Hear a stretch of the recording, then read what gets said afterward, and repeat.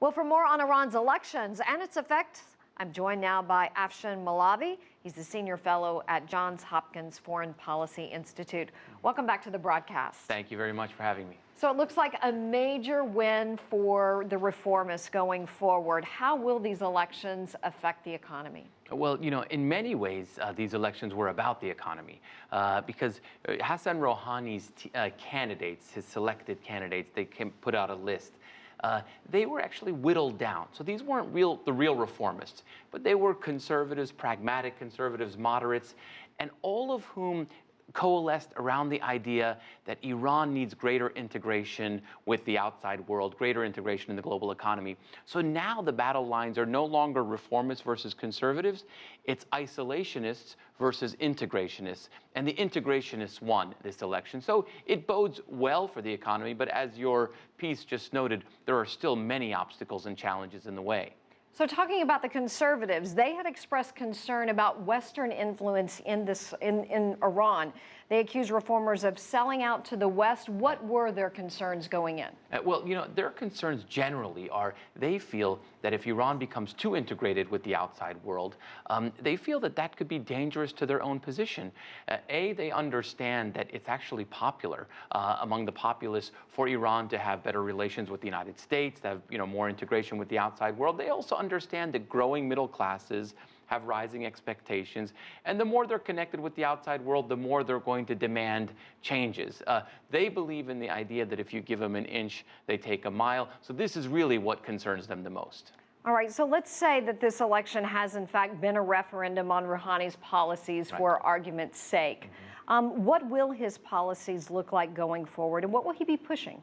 Well, in many ways, what we've seen, what I call the Iranian three-step shuffle, 2 steps forward, 1 step back, 1 step forward, sometimes 2 steps back. But he's going to continue to push for foreign direct investment into Iran.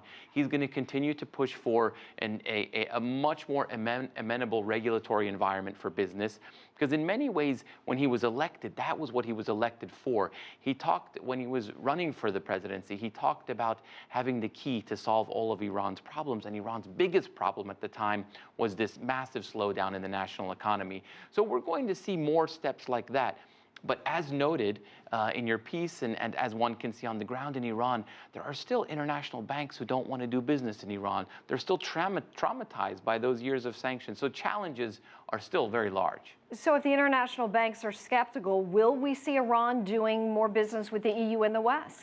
I think we'll see certainly more business. The business that we'll see will be of the transactional kind, goods sold. What we're seeing is very cautious steps forward in terms of large foreign direct investment. So what we will see is potentially more investments from Asian companies, Chinese companies, Japanese companies, and others who might be less reluctant to go forward into that environment. They've already operated in these kind of hurly-burly emerging markets, and that's really what Iran is right now. Right, so the World Bank, Afshin, estimates that more than 60% of Iranians are under the age of 30. You've got to consider unemployment is widespread. Right.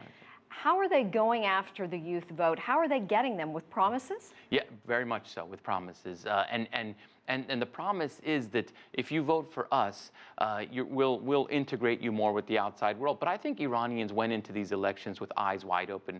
They understood that a whole large slate of reformist candidates were eliminated before the election. So what they had was a choice between black and dark gray.